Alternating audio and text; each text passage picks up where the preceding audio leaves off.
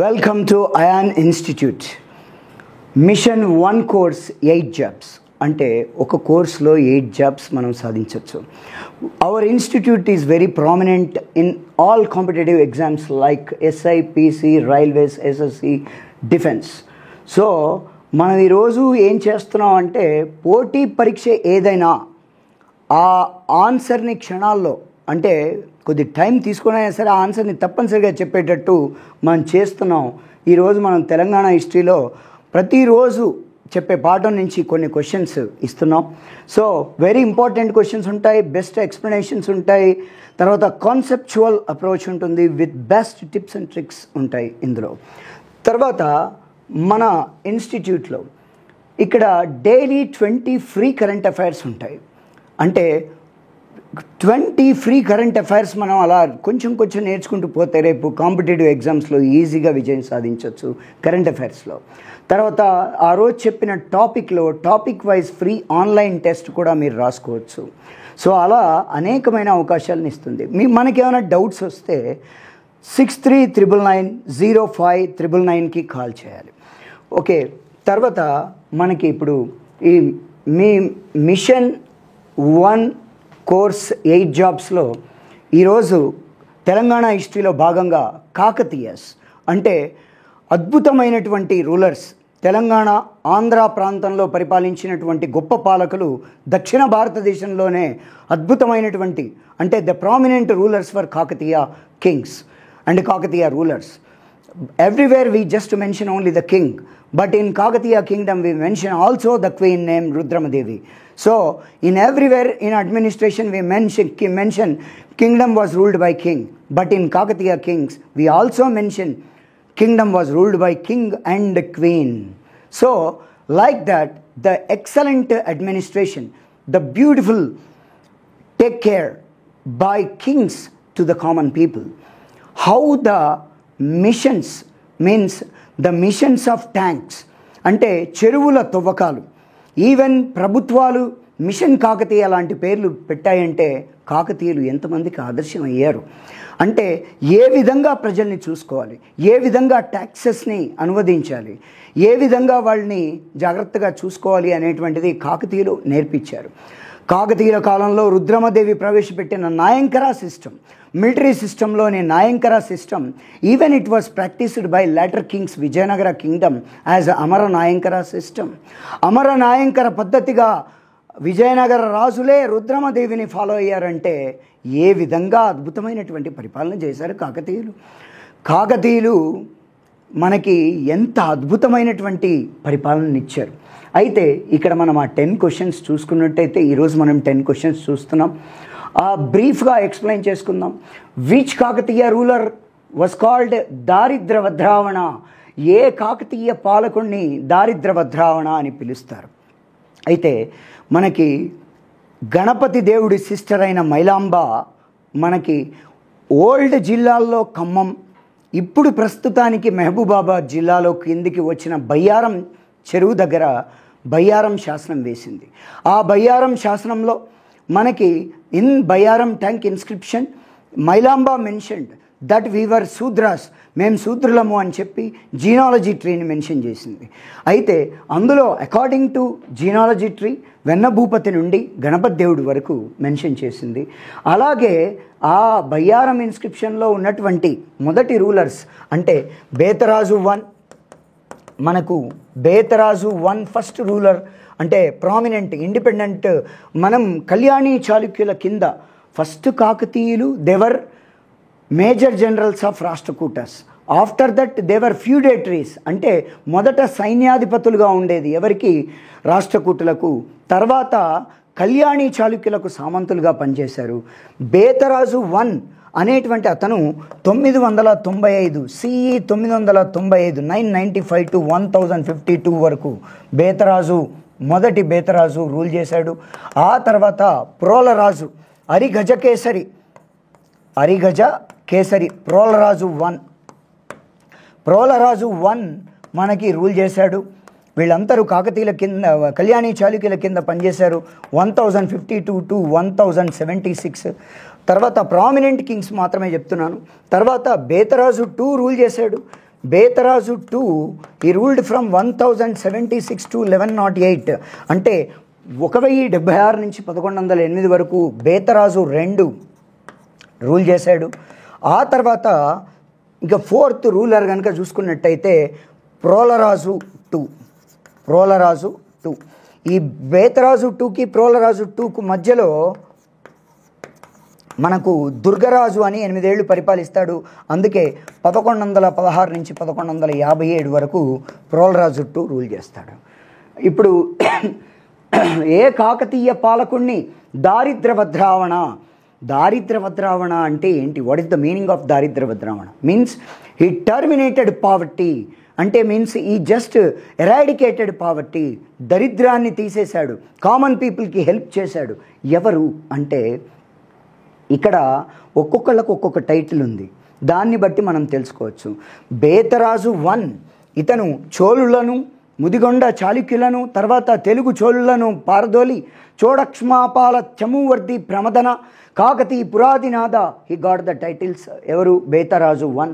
తర్వాత Prolaraju 1 he got the titles Arikesari, Arigajakesari అని పెట్టాడు. ఇతనికి ఉన్నటువంటి అరిగజకేసరి అనేటువంటి టైటిల్ మీద, on the title Arigajakesari, he just constructed Kesari Samudram or కే సముద్రం అని ఇప్పుడు వరంగల్ జిల్లాలో పిలువబడుతున్నటువంటి ఊరు. అంటే మొట్టమొదటి చెరువుల్ని తవ్విచ్చాడు అరిగజకేసరి. కేసరి పేరు మీదనే కేసరి సముద్రం, అదే కే సముద్రంగా మారింది అని చెప్పచ్చు. సో కాబట్టి ఆ కే సముద్రం ఎక్కడ? ఇప్పుడు మనం వరంగల్ ఫోర్ట్ దగ్గరలో ఉన్న శంభునిపేట నుంచి 57 కిలోమీటర్లు దాదాపు ఉంటుంది ఈ కే సముద్రం, మనం చూడొచ్చు. అలాగే బేతరాజు 2 ఇతను మనం కళ్యాణీ చాళుక్యుల కింద పనిచేశాడు. ఎవరు? 6th విక్రమాదిత్య. అంటే కళ్యాణీ చాళుక్యుల్లో 6th విక్రమాదిత్యకున్న టైటిల్ త్రిభువన మల్ల. ఆ టైటిలే ఈయనకు కూడా ఉంది. అయితే త్రిభువన మల్ల, 6th విక్రమాదిత్యకు త్రిభువన మల్ల పేరు మీదనే మనకు తెలంగాణ ప్రాంతం అంతా కళ్యాణీ చాళుక్యుల కింద ఉంది. అయితే త్రిభువన మల్ల పేరు మీదనే త్రిభువనగిరి, అంటే త్రిభువనగిరి అనే కోట కట్టాడు. అదే భువనగిరి కోట. ఈరోజు మనం చూసే భువనగిరి కోట కట్టింది కళ్యాణీ చాళుక్యులు. వాళ్ళ కింద పనిచేసినటువంటి బేతరాజు 2కు మహామండలేశ్వర, తర్వాత త్రిభువన మల్ల, తర్వాత ఇట్లాంటి అద్భుతమైనటువంటి బిరుదులు ఉన్నాయి. ఇక ప్రోలరాజు 2 మనకి హన్మకొండ కాదు, ఫస్ట్ హనుమకొండలో ఇతను అక్కడి నుండి ఓరుగల్లుకు రాజధానిని మార్చుదామని అనుకున్నాడు. He wanted to shift the capital. That's why he was doing. అంటే కళ్యాణీ చాళుక్యులకు ఎక్కువగా సామంతుడుగా ఉండకుండా కళ్యాణీ చాళుక్యుల సామంతుల్ని మిగతా వాళ్ళను ఓడిస్తున్నాడు. ఇతను కుట్రల చేత చంపబడ్డాడు. కానీ ఇతనున్నప్పుడు పేదవాళ్ళని లేకుండా చేశాడు. ఒక్క కామన్ పీపుల్ కూడా ఇబ్బంది పడద్దు అని చెప్పేసి దరిద్రాన్ని తొలగించాడు. ఎవరు? Prolaraju 2. That's why Prolaraju 2 was called Daridra Vadravana. ఇప్పుడు దీంట్లో ఆన్సర్ ఏంటి అంటే Prolaraju 2 is the right answer. So Prolaraju 2 అనేటువంటిది మనం రైట్ ఆన్సర్గా చూడొచ్చు. ఏంటి? ప్రోలరాజు 2ని దారిద్ర వద్రావణ అని అంటారు. తర్వాత second question, which of the following book was not written by Palkuriki సోమనాథుడు. ఈ క్రింది ఏ గ్రంథాన్ని పాల్కురికి సోమనాథుడు రచించలేదు? అయితే పాల్కురికి సోమనాథుడు ఏ గ్రంథాలు రచించాడో తెలిస్తే ఏ గ్రంథాలు రచించలేదో తెలుస్తుంది. అయితే పాల్కురికి అని ఎందుకు పేరు వచ్చింది సోమనాథునికి అంటే, ప్రజెంట్ తెలంగాణలోని జనగాం డిస్ట్రిక్ట్, అంటే పాత వరంగల్ డిస్ట్రిక్ట్, ప్రజెంట్ జనగాం డిస్ట్రిక్ట్లో పాలకుర్తి పాత పేరే పాల్కురికి. పాత పేరేంటి? పాల్కురికి. సో ఆ పాలకుర్తి లేదా పాల్కురికి ప్రాంతానికి చెందినవాడు కాబట్టే పాల్కురికి సోమనాథుడు అని పిలిచాడు. అయితే పాల్కురికి సోమనాథుడు శివకవుల్లో ఒకళ్ళు. అయితే శివకవులు ఎంతమంది మొత్తానికి? Palkuriki Somanatha was one of the Shivakavis. శివకవులు ఎవరు? శివకవులు ఎవరు? శివకవులు అంటే మనకి ఫస్ట్ వన్, మొదటి వారు ఎవరంటే మల్లికార్జున పండిత.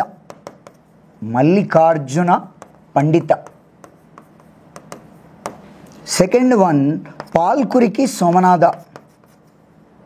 పాల్కురికి సోమనాథ. నెక్స్ట్ థర్డ్ మల్లికార్జున పండిత, పాల్కురికి సోమనాథ, నన్నె చోడ. నన్నె చోడ, నన్నె చోడుడు. వీళ్ళు ముగ్గురు శివకవులు అంటారు. వీళ్ళ ముగ్గురిని ఏమంటారంటే శివకవులు. అయితే ఇందులో పాల్కురికి సోమనాథుడు వన్ ఆఫ్ ద శివకవీస్, అంటే శివకవుల్లో ఒకతను. ఇతను రచించినటువంటి బుక్స్ ఏంటి అంటే, ఫస్ట్ బుక్ ఏంటి అంటే అనుభవసారం. అనుభవసారం ఫస్ట్. అనుభవసారం అనేది ఫస్ట్ బుక్. ప్రతి బుక్కు ఒక స్పెషల్ ఉంది. ఎవరి బుక్కుల్లో? పాల్కురికి సోమనాథుల్లో ఫస్ట్ బుక్ అనుభవసారం. రెండో బుక్ ఇక అనేకమైనవి రాసినాడు, బసవ పురాణం. బసవ పురాణం ఇదేంటంటే దిస్ వాజ్ ఇన్ ద్విపద. ఫస్ట్ ద్విపద. రెండు పదాలు అలా వస్తూ ఉంటాయి అన్నమాట. ఫస్ట్ ద్విపద బుక్, మొదటి ద్విపద కలిగినటువంటి బుక్. తర్వాత బసవ అనే పేరు మీద వస్తుంది, బసవ రగడ అని కూడా రాశాడు, బసవ రగడ. నెక్స్ట్ బసవోదాహరణం. బసవోదాహరణం. సో బసవోదాహరణం కూడా రాస్తాడు. ఎవరు? పాల్కురికి సోమనాథుడు రాశాడు. తర్వాత నెక్స్ట్ నమస్కార గద్య. నమస్కార గద్య రాశాడు. నెక్స్ట్ చెన్నమల్లు సీసములు.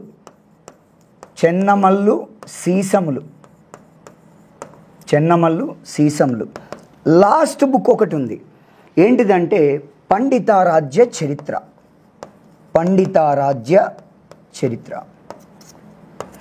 ఎందుకు రాశాడు ఈ బుక్ పండితారాధ్య చరిత్ర మీన్స్ ఈ బుక్ ఎందుకు రాశాడు అంటే, పండితారాధ్య చరిత్ర ఎందుకు రాశాడంటే, లాస్ట్ బుక్, ఫస్ట్ బుక్ ఏమో అనుభవసారం, లాస్ట్ బుక్ ఏమో పండితారాధ్య చరిత్ర. వీళ్ళు శివకవుల్లో వీళ్ళ గురువుగారు, మన పాల్కురికి సోమనాథుడి యొక్క గురువుగారు మల్లికార్జున పండితుడు. ఆ మల్లికార్జున పండితుడు కాబట్టి పండితుడు గురువుగారి పేరు మీద రాసిందే పండితారాధ్య చరిత్ర. ఇది లాస్ట్ బుక్. అయితే ఇప్పుడు ఏం రాసినాడు? మనం చెప్పిన దాంట్లో బసవ పురాణం ఉంది, నమస్కార గద్య ఉంది, పండితారాధ్య చరిత్ర ఉంది, నీతి సారం. అయితే ఇక్కడ ఇది మనం చదువుకునేది తెలంగాణ ఏపీ హిస్టరీలకు సంబంధించింది కాబట్టి నీతి సారం అనేటువంటి బుక్ని ఎవరు రాశారు అంటే, ఈ తెలంగాణ కానీ ఏపీ హిస్టరీలో నీతి సారం రాసింది రుద్రదేవుడు ఇన్ సాంస్క్రిట్. రుద్రదేవ కాకతీయ రాజు అయినటువంటి రుద్రదేవ సాంస్క్రిట్లో రాస్తాడు. సంస్కృత భాషలో రాసింది ఏంటి అని అంటే నీతి సారం. అయితే ఇండియన్ హిస్టరీలో కూడా ఉంటుంది నీతి సారం, కానీ ఇది ఇక్కడ ఇండియన్ హిస్టరీ కాదు కదా, అందుకోసమే సబ్జెక్టుని బట్టి అడుగుతారు. అయితే ఇండియన్ హిస్టరీలో నీతి సారం రాసింది ఎవరు అంటే కామాంధకుడు, గుప్తుల చరిత్ర గురించి చెప్పేది. ఇక్కడ నీతి సారం రాసింది రుద్రదేవ. బసవ పురాణం, నమస్కార గద్య, నీతి సారం, పండితారాధ్య చరిత్ర.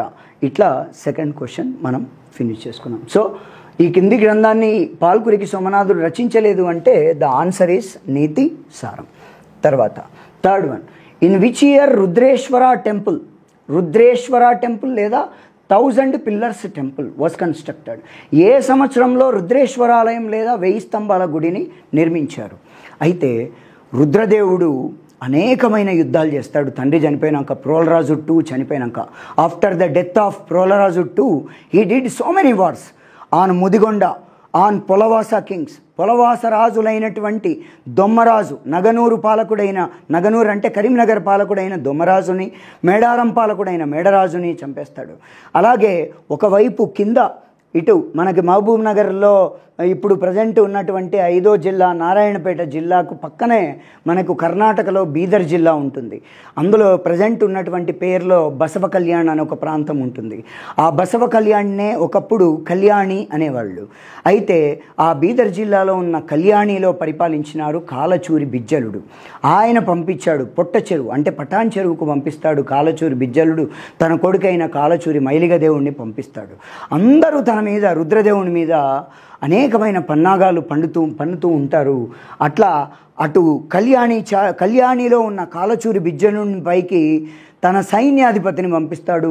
ఎవరిని అంటే వెల్లంకి గంగాధరుడు పంపిస్తాడు. ఇతను హన్మకొండలో ట్యాంకును కడతాడు, హన్మకొండ చెరువును కడతాడు. వెల్లంకి గంగాధర. అంతేకాదు హన్మకొండలో చెన్నకేశవ టెంపుల్ కూడా కడతాడు. మనకు ఆర్ట్ అండ్ కల్చర్ తర్వాత లిటరేచర్ మీద చాలా క్వశ్చన్స్ వస్తాయి, గుర్తుపెట్టుకోండి. అది ఎస్ఐ కానిస్టేబుల్స్ నుంచి గ్రూప్స్ కానీ సివిల్స్ కానీ ప్రిలిమ్స్ వరకు మనకి ఎక్కువగా ఆర్ట్ అండ్ కల్చర్ మీద క్వశ్చన్స్ బాగా అడుగుతారు. కాబట్టి we have to know about them very excellently. కాబట్టి వెల్లంకి గంగాధరుడే కట్టినటువంటిది చెన్నకేశవ స్వామి టెంపుల్. చెన్నకేశవ స్వామి టెంపుల్ కూడా కడతాడు. సో ఇట్లా అందరి మీద గెలుస్తారు. అంతేకాకుండా వీళ్ళు ఎవరి మీద, నల్గొండ పాలకులైన వర్ధమానపురం థర్డ్ భీమా, అలాగే పానకల్లు రాజు అయినటువంటి ఉదయచోళుడు, తర్వాత ముదిగొండ రాజు అయినటువంటి ఆరవ కుసుమాయుధుడు, ఇట్లా అందరిని ఓడించినాక వీళ్ళందరి విజయానికి గుర్తుగా హనుమకొండలో, ఎక్కడ హనుమకొండ అనలే అప్పుడు, హనుమకొండలో ఏం కట్టాడు, త్రికూట టెంపుల్ కట్టాడు. త్రికూట టెంపుల్ కట్టి, ఈ త్రికూట టెంపుల్లో ఇక్కడ మనకి ఏంటి, నంది ఉంటుంది. ఇట్లా త్రికూట టెంపుల్లో ఫస్ట్ ఇక్కడ శివ ఉంటాడు. ఇక్కడ ఏం పెట్టాడు త్రికూట టెంపుల్లో, వాసుదేవుడు అంటే కృష్ణుడు. ఇక్కడ సూర్య. బట్ ఈ వాసుదేవ అంటే కృష్ణుడు, సూర్య అంటే సూర్య భగవానుడు. ఈ ముగ్గురిని త్రికూట, 3 కూటాలు ఉంటాయి, ఇట్లా పెట్టి ఇక్కడ మంటపం కూడా కట్టాడు. ఇట్లా కట్టి దీన్ని రుద్రేశ్వర టెంపుల్ అంటారు. ఈ రుద్రేశ్వర టెంపుల్ త్రికూటంలో కట్టి దీనికి 1000 స్తంభాలు కట్టాడు. ఇక్కడ ఒక 500 ఉంటాయి, ఇక్కడ ఒక 500, అప్రాక్సిమేట్లీ మొత్తం 1000 స్తంభాలు ఉంటాయి. అందుకే దీన్ని 1000 స్తంభాల గుడి అంటారు. దీన్ని ఎప్పుడు కట్టారంటే 1163లో కట్టారు. కట్టి దీంట్లోనే అంటే ఈ హనుమకొండలోని 1000 స్తంభాల గుడిలోనే హనుమకొండ ఇన్స్క్రిప్షన్ కూడా వేయిస్తాడు. ఏమేయిస్తాడు, హనుమకొండ ఇన్స్క్రిప్షన్ కూడా వేయిస్తాడు. ఈ హనుమకొండ ఇన్స్క్రిప్షన్ వేయించాక దీంట్లో మెన్షన్ చేస్తాడు. దీన్ని ఇట్లా త్రికూట టెంపుల్ అనేది కడతాడు. ఎప్పుడు 1163లో ఫినిష్ అవుతుంది. అర్థమైందా? ఫినిష్ అయ్యేటువంటి ఇయర్ మనకి ఇంపార్టెంట్. అందరిని ఓడించినాక వాళ్ళ విజయానికి గుర్తుగా కడతాడు. అయితే అన్ని దేవాలయాల్లో నందికి ఎదురుగా శివుడు ఉంటాడు. కానీ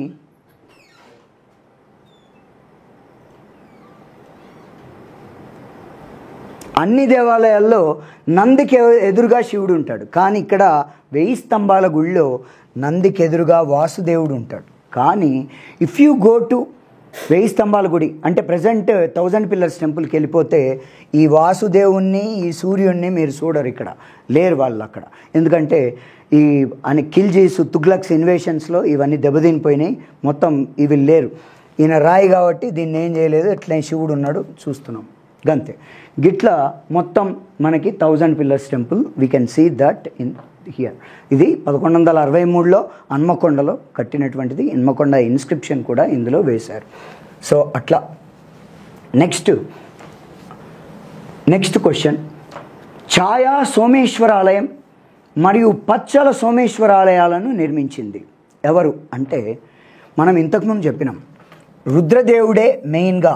రుద్రదేవుడు ఇక్కడ కళ్యాణిలో ఉన్నటువంటి కళ్యాణిలో ఉన్నటువంటి కాలచూరి కింగ్స్ని ఓడించాడు.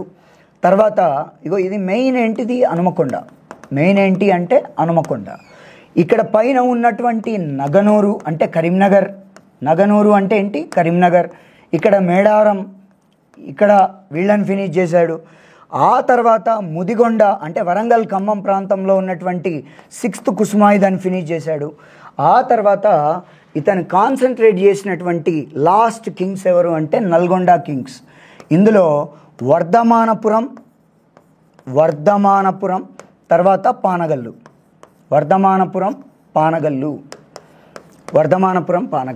వర్ధమానపురంలో వీళ్ళు ఈ రెండింటిని పరిపాలించింది కందార చోళాస్. ఎవరు? కందార చోళాస్. ఈ వర్ధమానపురంలో థర్డ్ భీముడు పారిపోయాడు. ఇక్కడ పానగల్లు అంటే నల్గొండలోని పానగల్లులో మనకెవరున్నారు అంటే ఉదయ చోళ అనేవాడు ఉన్నాడు. ఎవరు? ఉదయ చోళ అనే అతను ఉన్నాడు. ఆయన సరెండర్ అయిపోయాడు రుద్రదేవుడికి. సరెండర్ అయిపోయి ఆ తర్వాత అతని కూతురు పద్మావతినిచ్చి వివాహం చేశాడు. ఎవరికి? రుద్రదేవుడికి. చేసినాక అక్కడే ఈ ఉదయ చోళుళ్ళు అంటే కందార చోళుళ్ళు కట్టినటువంటిది ఉదయ సముద్రం.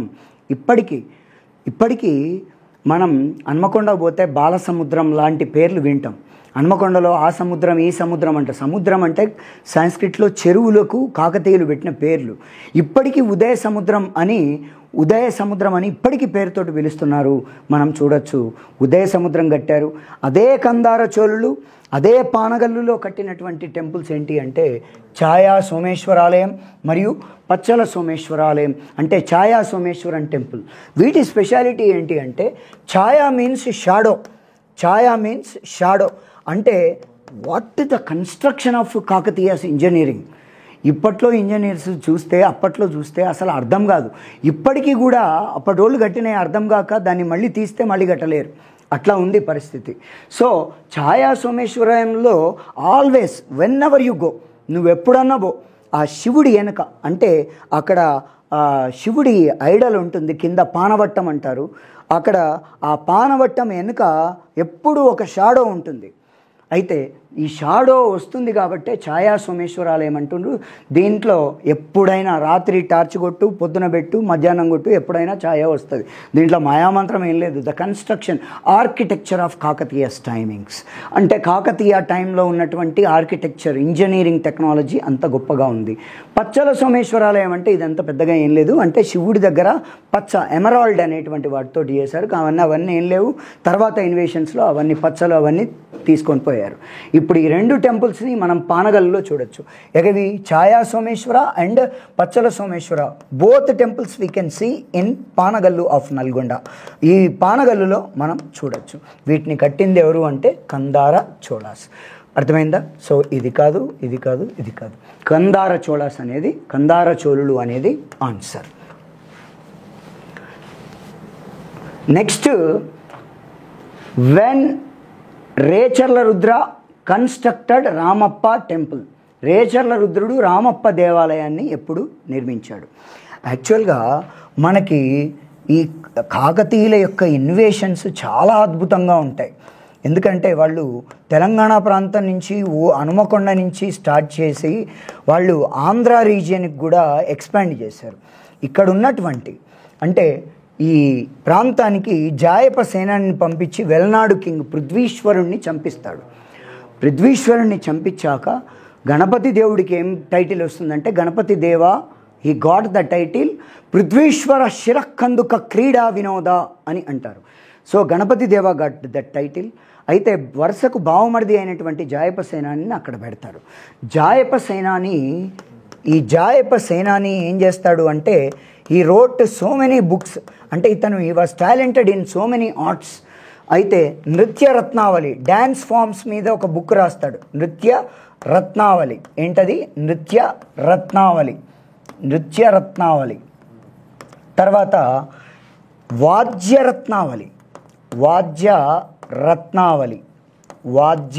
రత్నావళి. నెక్స్ట్ గీత రత్నావళి అని రాస్తాడు. ఇలా 3 రాస్తాడు.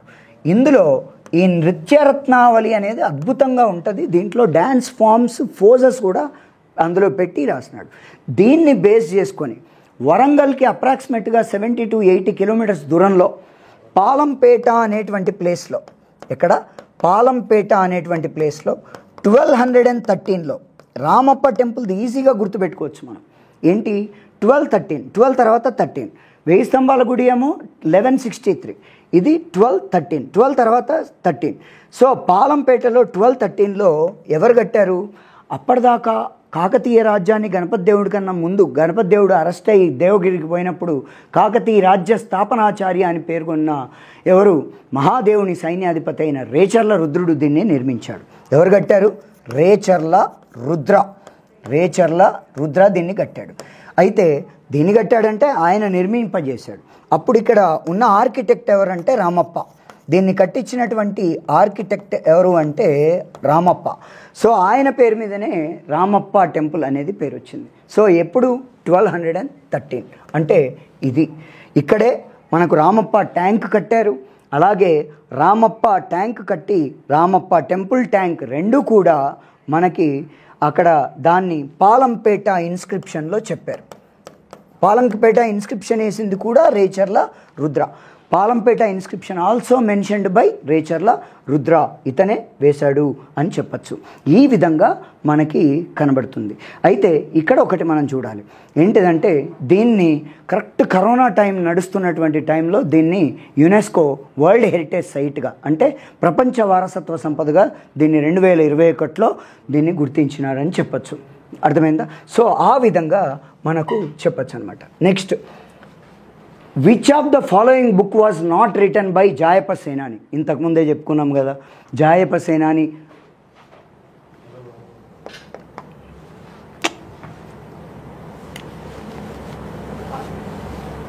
What happened?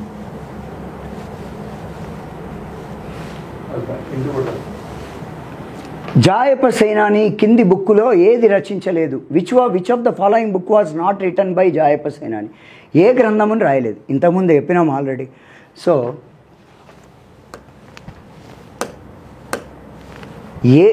ఇంతకుముందు చెప్పాము ఏంటి అంటే, నృత్యరత్నావళి రాశాడు. He was very famous in various arts. Gitaratnavali రాశాడు, వాద్యరత్నావళి.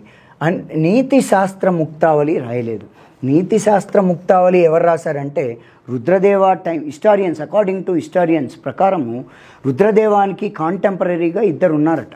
ఎవరు అంటే పాలుకురికి సోమనాథ అండ్ బద్దెన. అయితే బద్దెన మనకి 2 బుక్స్ రాస్తాడు. బద్దెన రచించినటువంటి గ్రంథాలు ఏంటి అని అంటే, ఒకటి సుమతి శతకం.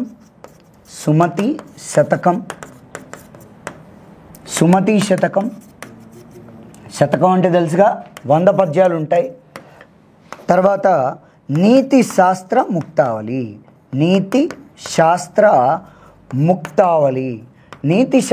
ముక్తావళిని కూడా రాశాడు. సో నీతి శాస్త్ర ముక్తావళిని రాసింది ఎవరు అంటే బద్దెన. ఎవరు రాశారు? బద్దెన. సో ఆ విధంగా ఉంటుంది.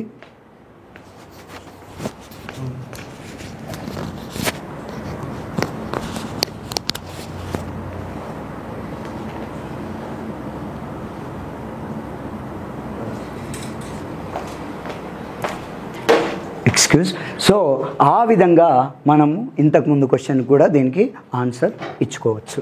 సో అట్లా next question, who was called as Divichurakara and ద్వీపలుంటాక?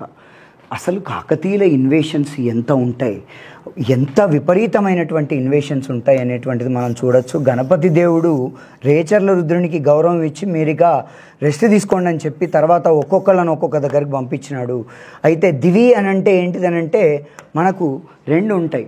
ఏంటిదంటే విజయవాడకు 64 కిలోమీటర్ దూరంలో కృష్ణానది 2 పాయలుగా చీలిపోయి ఇక్కడ 2 పాయలుగా చీలిపోయి సముద్రంలో కలుస్తుంది. అంటే ఈ మధ్యలో ప్లేస్లో అంతా కూడా ఏమంటారంటే దివిసీమ అంటారు. ఏమంటారు? దివిసీమ. మనకు ఆంధ్రాలో 2 సీమలు ఉంటాయి. కృష్ణానది మధ్య భాగంలో ఉన్నటువంటి ఐలాండ్ని దివిసీమ అంటారు.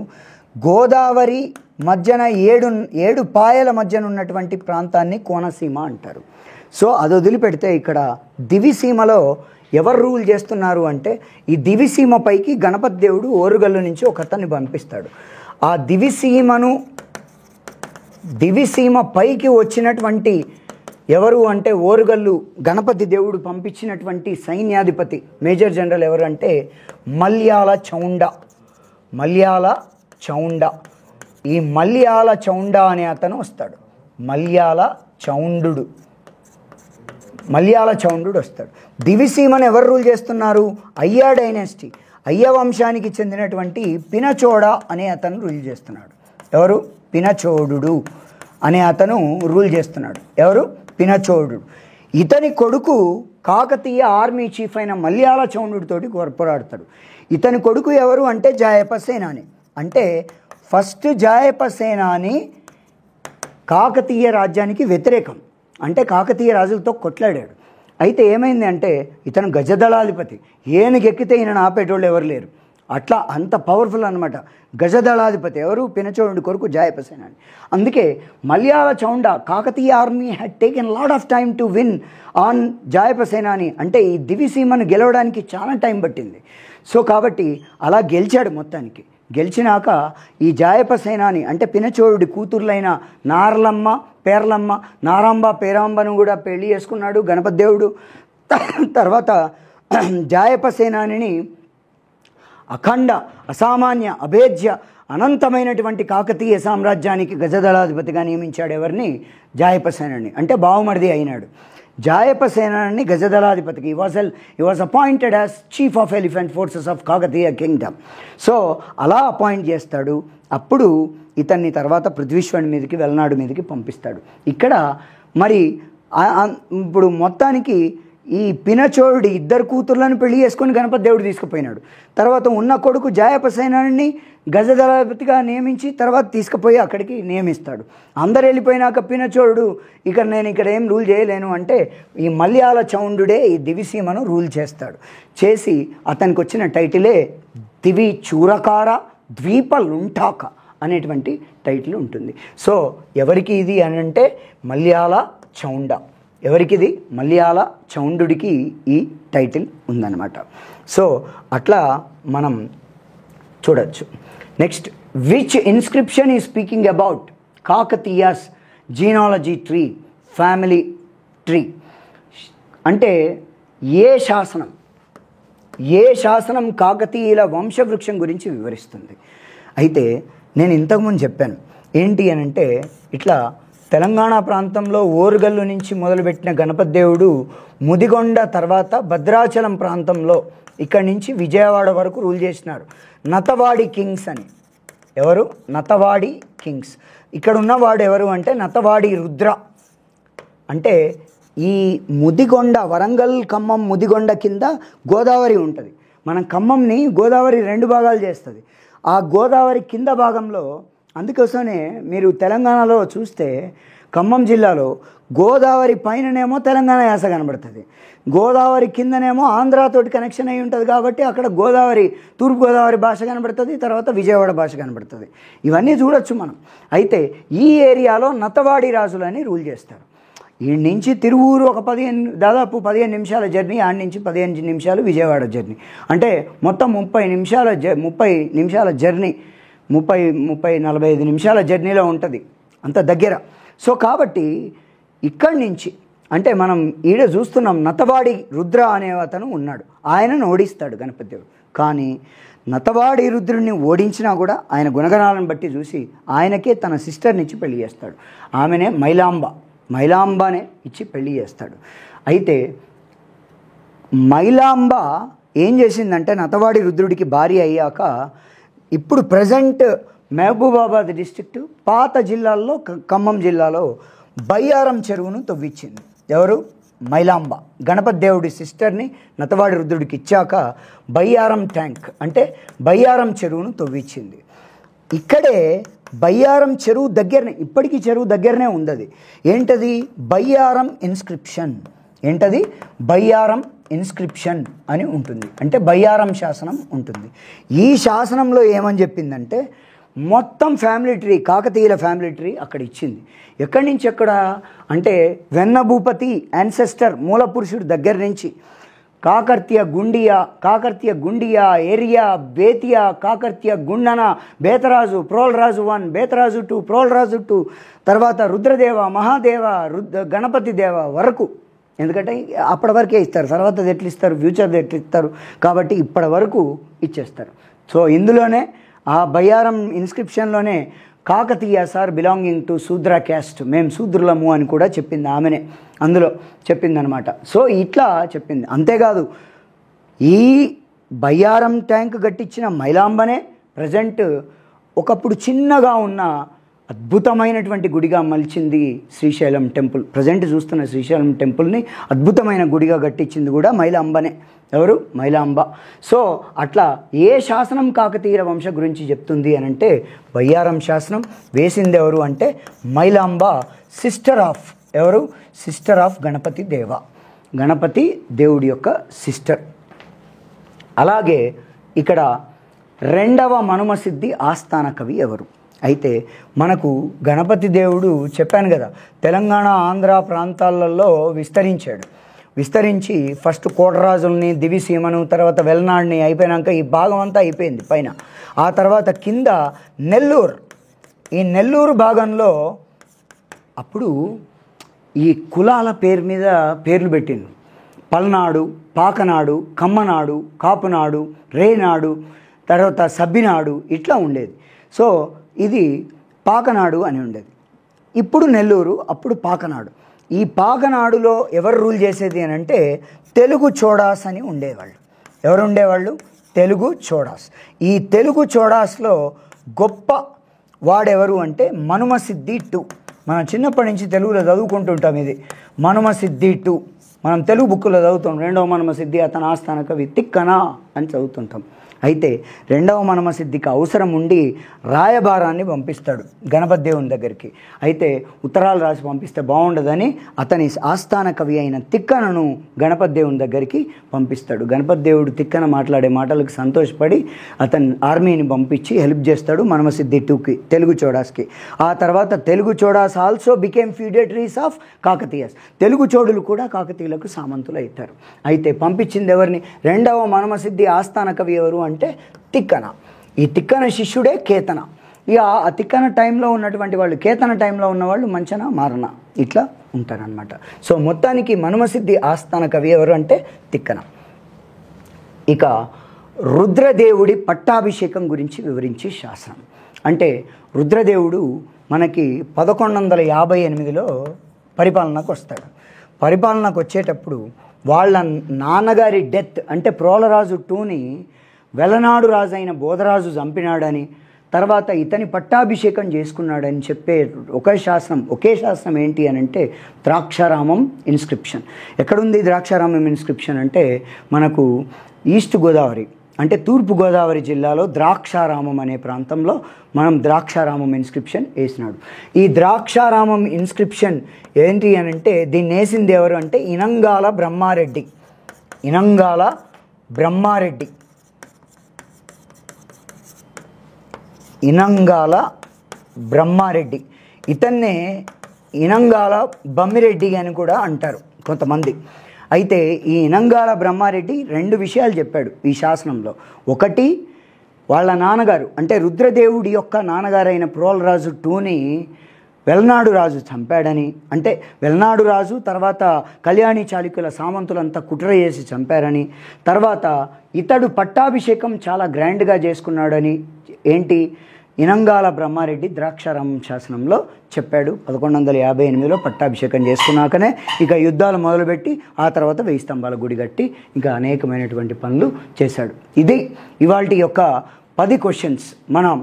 మన మొత్తం 10 క్వశ్చన్స్ని మనం నేర్చుకున్నాం. దీంట్లో అనేకమైనటువంటి ఎక్స్ప్లెనేషన్స్ కూడా చూసుకున్నాం.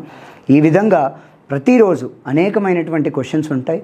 వాటిని మనం చదువుకొని అలాగే దాన్ని ఎప్పుడు బేరీజ్ వేసుకొని సబ్జెక్టుతో పాటు మనకు అయాన్ ఆన్లైన్ అకాడమీ కూడా, ఆన్లైన్ యాప్ కూడా ఉంది. ఆ ఆన్లైన్లో కంప్లీట్ ఇన్ఫర్మేషన్ అంటే ఇప్పుడు మనం చెప్పిన ఇన్ఫర్మేషన్ అంతా కూడా దాంట్లో కంప్లీట్గా మ్యాప్స్ వేసి చెప్పడం జరిగింది. ఇక అక్కడ కనబడుతుంది, ఇక్కడ మనం చూడొచ్చు.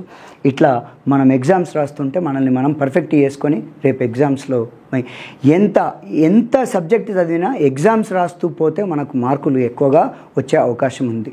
ఎన్ని ఎగ్జామ్స్ పేపర్స్ని చేస్తూ ఉంటే అంత పర్ఫెక్ట్ మనం అవుతాం. ఇంతటితోటి మన ఈరోజు డైలీ టెస్ట్ కంప్లీట్ అయిపోయింది. Thank you.